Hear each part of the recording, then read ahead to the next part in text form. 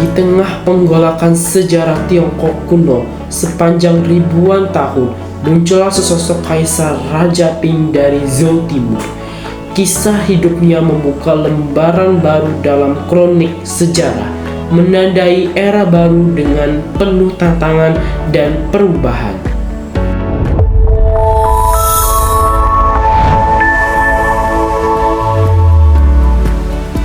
Hai, namaku Marcelino Octavianus. Hari ini kita akan mengungkap sejarah tentang Raja Ping, seorang kaisar yang memerintah pada periode yang penuh gejolak, di mana kekuasaan terpecah dan dinasti menghadapi tantangan besar. Yuk kita langsung ke sejarahnya.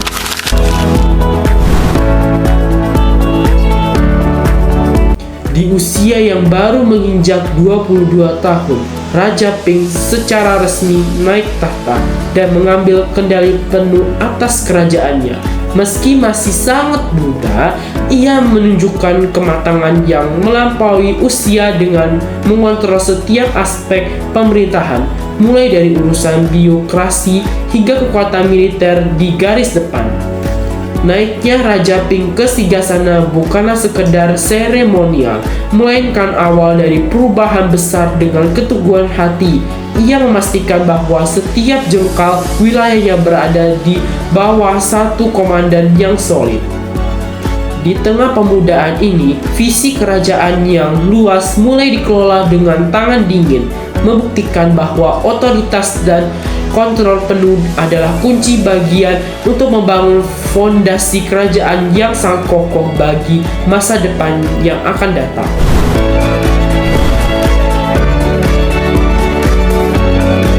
Di era timur, pemerintahan mengalami pergeseran yang sangat drastis. Kekuatan terpusat yang sebelumnya kuat di tangan Raja Zhou mulai memudar. Raja lebih banyak menjalankan peran seremonial dan simbolis, sementara wewenang sesungguhnya beralih kepada para penguasa wilayah atau feodal.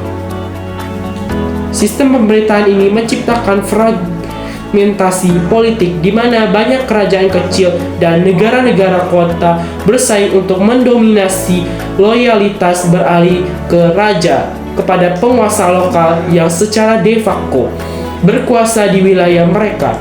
Kondisi inilah yang memicu periode yang penuh gejolak dan peperangan selama berabad-abad.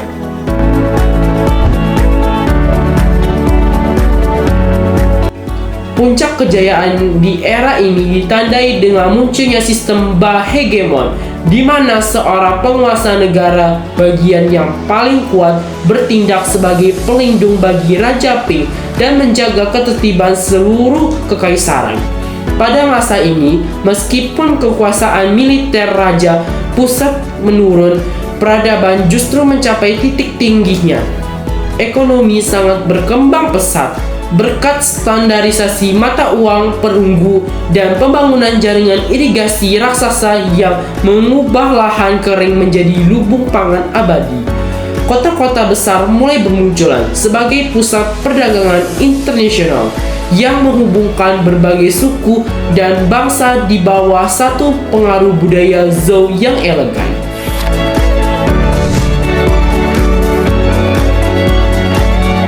Perang antara negara adalah periode pertempuran paling berdarah dan berkepanjangan yang terjadi di era dinasti Zhou Timur.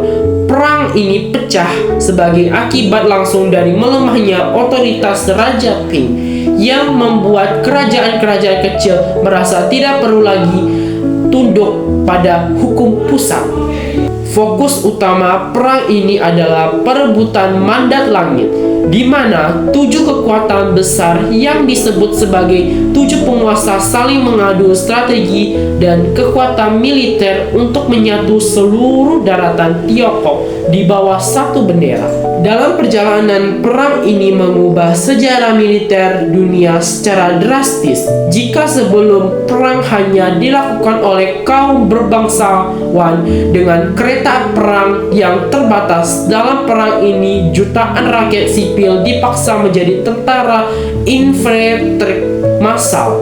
di tengah pertempurannya sangat parah. Kaisar Raja Ping, kondisi kesehatannya semakin menurun akibat perang yang sangat benar-benar hancur.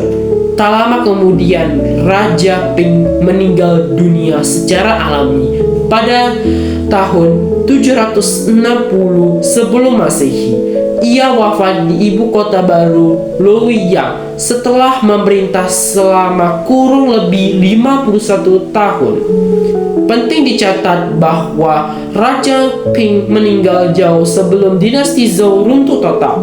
Faktanya, ia meninggal sekitar 464 tahun sebelum kekaisaran itu benar-benar hancur. Meskipun ia berhasil menyelamatkan garis keturunan dinasti dari serangan suku barbar, kematiannya meninggalkan kekaisaran dalam kondisi yang lemah dan terpecah, yang nantinya perlahan-lahan membawa anak cucunya menuju keruntuhan total di masa depan.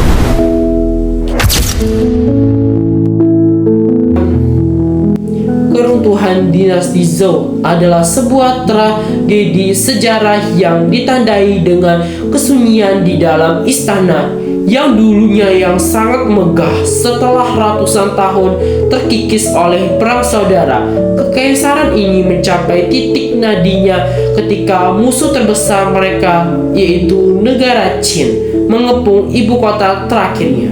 Mandat langit yang selama ini menjadi dasar kekuasaan keluarga Zhou dianggap telah terbang menguap, digantikan oleh hukum besi dan kekuatan militer yang mutlak. Dari sang penakluk, sang Panji, Zhou diturunkan untuk terakhir kalinya. Berakhirnya sejarah dinasti terlama di Tiongkok, meninggalkan puing-puing peradaban lama yang kemudian terkubur oleh ambisi besar kekaisaran baru yang telah lebih haus darah.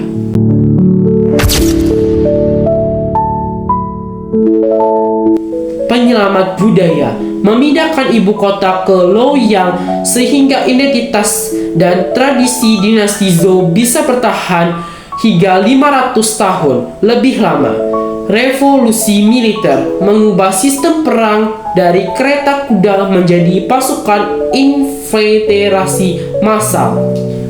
Lahirnya filsafat besar, munculnya pemikiran legendaris dari Konfusius dan Lao Tzu yang menjadi fondasi negara bersatu, menciptakan sistem birokrasi dan hukum awal yang nantinya digunakan untuk menyatukan seluruh Tiongkok, pedoman hidup bangsa hingga saat ini.